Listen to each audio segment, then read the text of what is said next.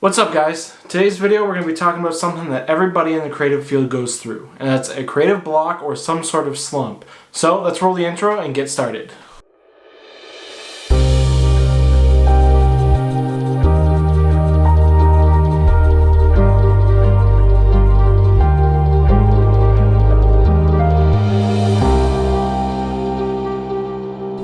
So, like I said, today's video is going to be how to get out of creative slump. Now, it's not something that can easily be done.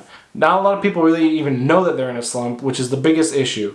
What a creative slump, to me at least, is bringing my creativity down to an all-time low. I'm not feeling my work, I'm not enjoying my work, so when I'm out doing a shoot or someone asks me to do a shoot and I go out, I'm not creating my highest quality work because really I'm just not feeling it. So what I'm going to do is I'm going to go through a few tips that I've used to try and pump up my creativity and bring back some inspiration so that hopefully it helps you out too.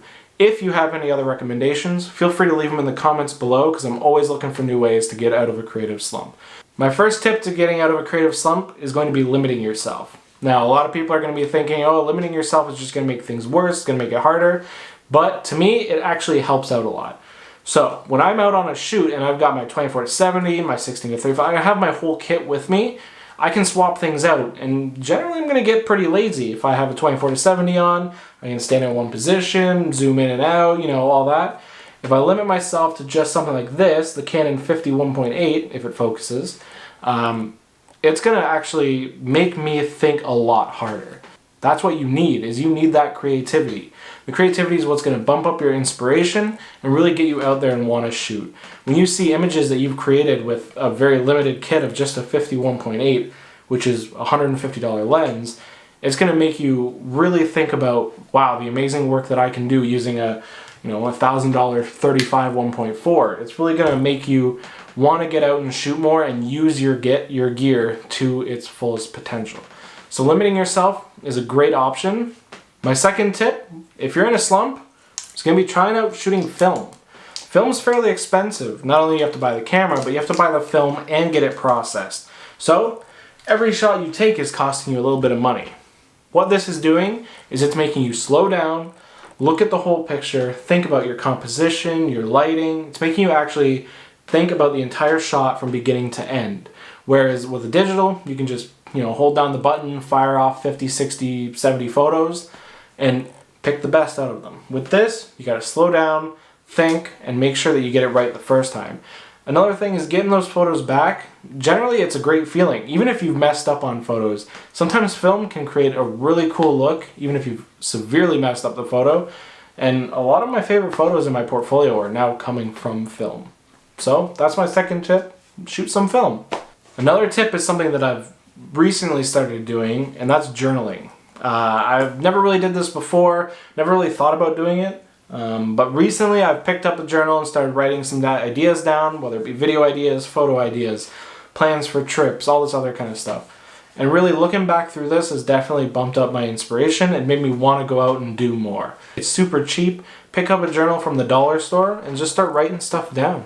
Another idea is going to be using Pinterest. I never really used Pinterest much, other than a few mood boards here and there for shoots, but going through Pinterest has really helped me out, creating different boards for different ideas, plans, and shoots and all that kind of stuff.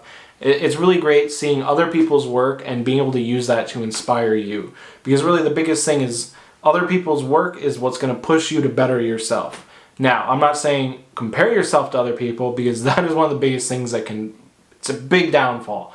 So look at other people's work, look at what they're doing, and try and use that as an inspiration to push yourself further to the next level. Pinterest is a really good way to do that. And it allows you to curate everything into one little area so that when you have a plan, you can, hop on your phone and scroll through and look and kind of pitch ideas back and forth and bounce ideas off of your model or your subject or any of that kind of stuff. So Pinterest is a really good idea. And my final tip is take a break.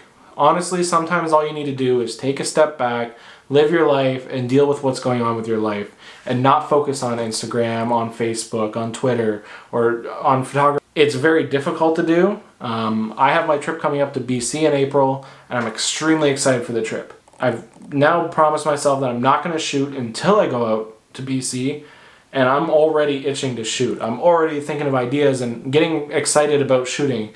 And I know that when I go out to BC, all of those sites and all that kind of stuff is going to make the shooting just that much better. And my inspiration and my creativity is going to be an all-time high because I took a step back, I let my brain regenerate. It's the best thing that you can do if all else fails. That's my biggest tip. So this week's video was a bit of a short one, but like I said, I'm in a creative slump and I feel like sharing my experience with other people might help them get out of a slump. If you have any ideas on how to get out of a slump or a way that you've done it, leave a comment below. I'm always looking for new ideas and I appreciate any feedback that you guys have. As always, you can follow me on all my social media up here. Also, leave a like, leave a comment, and subscribe, and I'll see you guys next week. Thanks a lot. Peace.